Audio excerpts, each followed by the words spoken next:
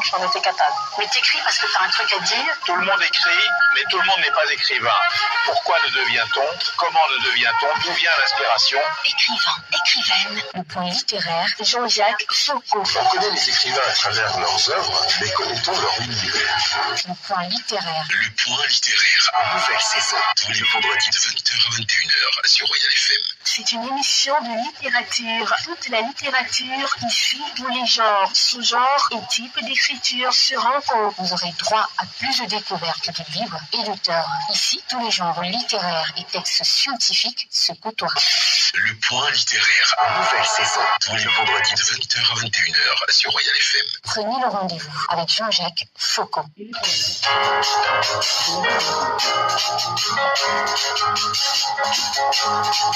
À présent, la virgule littéraire, c'est le dernier vendredi du mois. Eh bien, un bonsoir. Alors, bonsoir Jean-Jacques, bonsoir à la technique, bonsoir à tous les amis qui sont habitués à nous écouter le dernier vendredi du mois. Oui. Bonsoir à tout le monde. Et le premier aussi. Et le premier aussi, bien entendu. Vous avez choisi Histoire du Sahel, des origines à nos jours, un livre de Bernard Lougan. Oui, vous savez, on est un peu, comme je l'ai dit très souvent, on est un peu dans la période des basculements. Depuis quelque temps, les gens ont vraiment l'impression que là où il y a des événements, il faut y aller, les ausculter, afin de voir un peu si on peut tirer un peu profit un peu de ces basculements. Hein. Il y a une très belle expression que les Anglais utilisent souvent, c'est la collapsologie. C'est-à-dire tout s'effondre comme chez Chinua Achebe. Et donc là, et dans ce Sahel surtout, hein, où beaucoup de choses se passent. On ne s'y attendait pas. Hein, il y a des gens, des observateurs politiques qui disaient, mais mon Dieu, qu'est-ce qui se passe un peu dans cette région-là depuis quelque temps, depuis pratiquement, je crois, depuis 5 ans quand même, depuis l'opération Serval, je dirais même depuis les années 2013. Vous savez, en 2013, on a lancé l'opération Serval, et puis quelques temps après, on a entendu parler de l'opération Barkhane, etc. Donc c'est ça, c'est ce mouvement-là qui nous intéresse aussi, parce que le Sahel, c'est pratiquement 4 millions de kilomètres carrés. C'est aussi un long couloir, hein, pratiquement à partir du Tchad. Vous savez, il y a une partie sahélienne là, hein, que le Tchad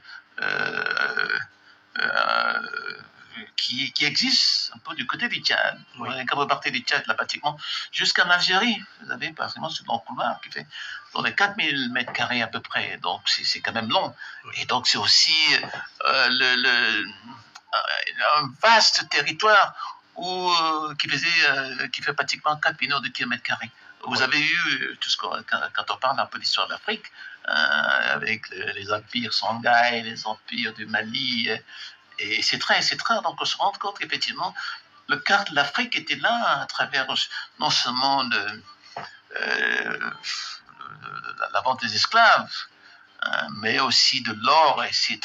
Ça a été une zone très dynamique pendant très longtemps. Et puis aussi avec un climat qui était très difficile. Vous savez, quand on parle un peu de désert, au départ, avant qu'il y ait de désert, c'était une zone très glaciale. Vous avez des formations glaciaires là pendant très longtemps, et avant qu'on ait effectivement cette humidité, ce désert qu'on découvre à partir des années... il y a près de 1000 ans avant Jésus-Christ. Alors, qu'est-ce qui, dans l'histoire, peut permettre de comprendre le phénomène que nous vivons aujourd'hui dans le Sahel?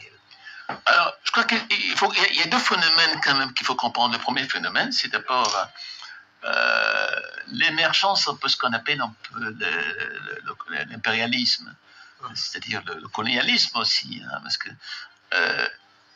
dans cette région, il y a deux acteurs majeurs. D'abord des Anglais qui arrivent, et qui s'arrêtent pratiquement au Soudan, en Égypte aussi avec la bataille de Fashoda, que tout le monde connaît en histoire.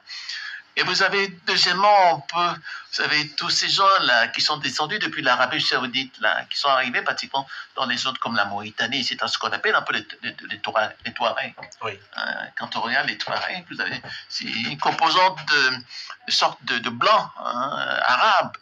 On les retrouve aussi au Nord Cameroun, hein, quand vous allez du côté de l'extrême nord, vous voyez souvent ce que nous on appelle ici les Arabes chouas, etc. Alors, on le retrouve aussi dans cette zone-là. Et les berbères nomades, en réalité, c'est quoi? C'est-à-dire, c'est des gens, pendant longtemps, avant qu'il y ait ce qu'on appelait un peu le congrès de Berlin, c'était des gens qui vivaient de transhumance, c'est-à-dire ils partaient d'un coin à l'autre. Il n'y avait pas de frontières à l'époque. Et quand à Berlin, on impose un peu la frontière, on impose les frontières d'État dans ces régions, ces gens se retrouvent pratiquement, comment dire ça, enfermés dans des frontières qui ne peuvent plus traverser. En réalité, on construit des frontières sans eux et contre eux aussi, ces Touaregs. D'où effectivement tous ces problèmes qu'on retrouve aujourd'hui, c'est-à-dire cette convergence entre ce phénomène un peu ces tribus là, blanches qui ne sont pas noires, parce que dans cette région vous avez des noirs aussi qui sont des Peuls, vous avez jusqu'au Nigeria, vous avez des Haoussa, vous avez des Kanuri, etc. Donc c'est une région où il y a toujours ce problème entre noirs effectivement et ce qu'on appelle un peu les arabo-berbères, c'est-à-dire les Touaregs. Quand vous êtes par exemple dans l'Azawad, vous trouvez qu'il y a plein de Touaregs, effectivement. On est en plein Mali en ce moment-là, Kidal, etc. C'est-à-dire que vous avez ce mélange entre les Peuls qui sont sédentaires, c'est-à-dire qui faisaient la culture un peu du blé, de l'orge, etc.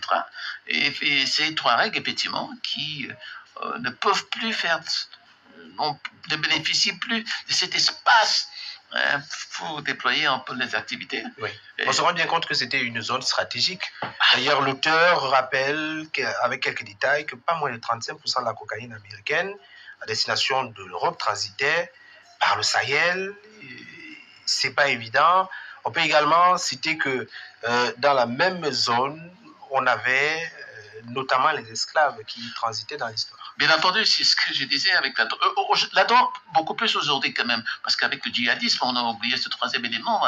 Tous ces djihadistes-là qui font le djihad, là, depuis pratiquement au temps de Kadhafi. Vous savez, Kadhafi, la plupart de ses militants combattants étaient des Touaregs.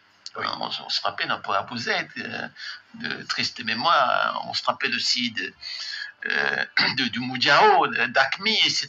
Alors, Kadhafi les utilisait souvent. En ce moment, il a pensé qu'il fallait effectivement faire la paix dans cette région, ce qu'on appelle les trois frontières, c'est-à-dire Niger, Burkina et Mali.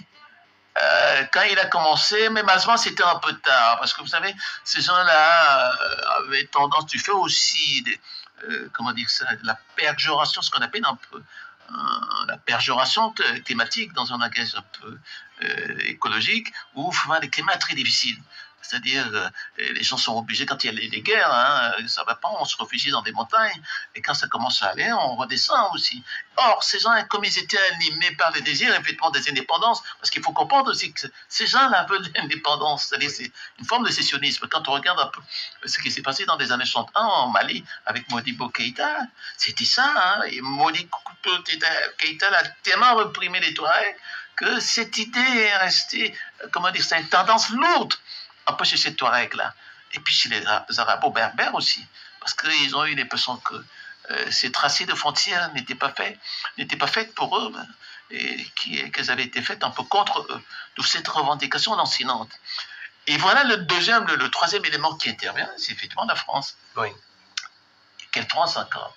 Macron. Vous vous rendez compte? Alors, Macron, en réalité, le problème, parce qu'en réalité, il ne s'agit pas un peu de la politique de la France dans cette région, il s'agit de la politique macronienne dans cette région. Voilà, c'est ça qui pose problème en réalité. Pourquoi?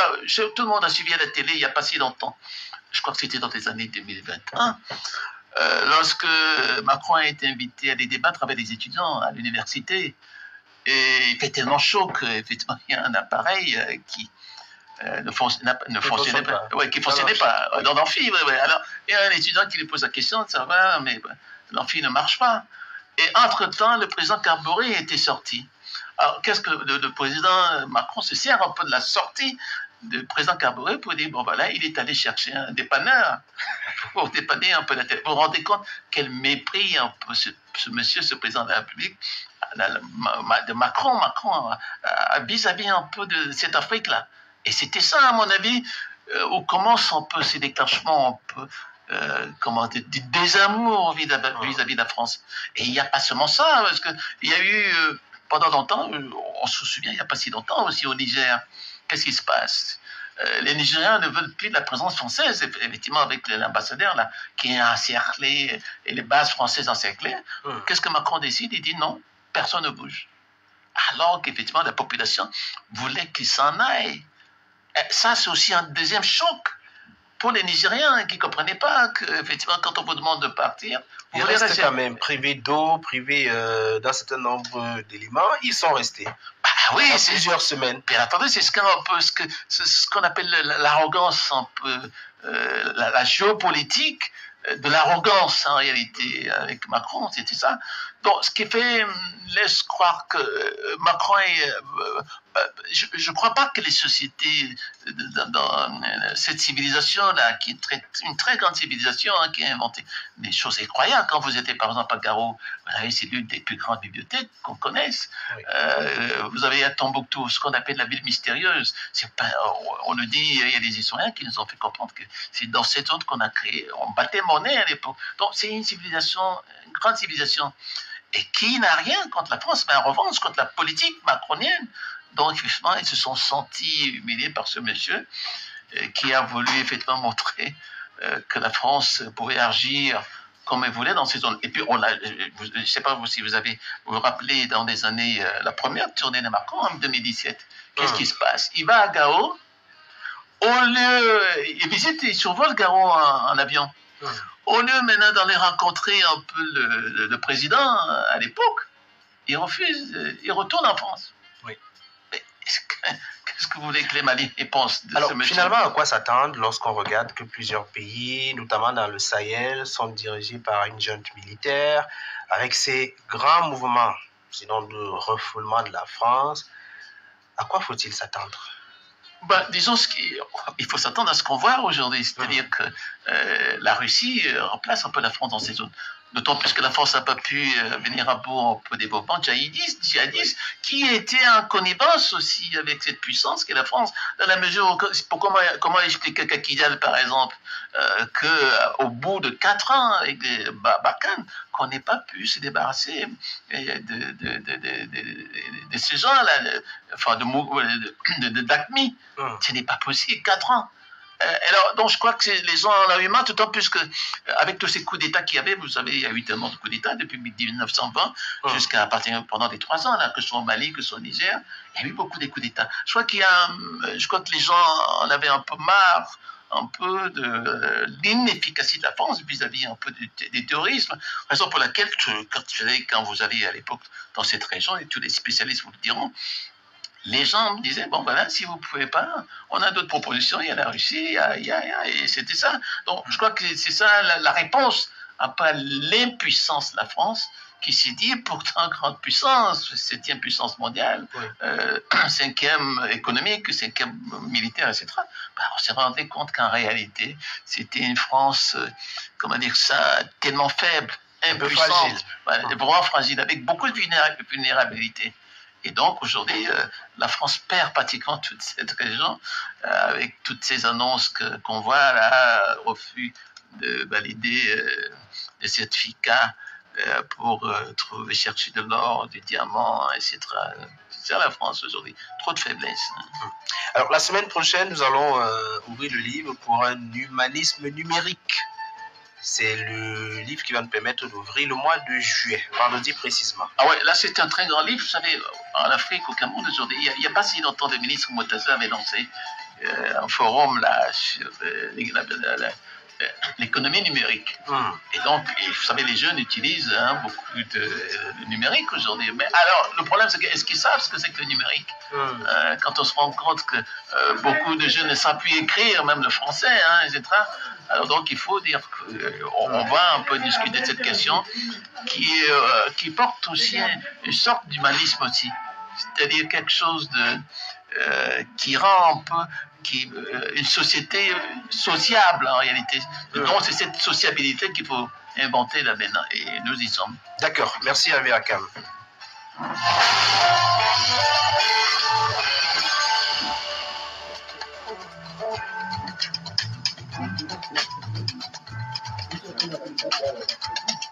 Oui,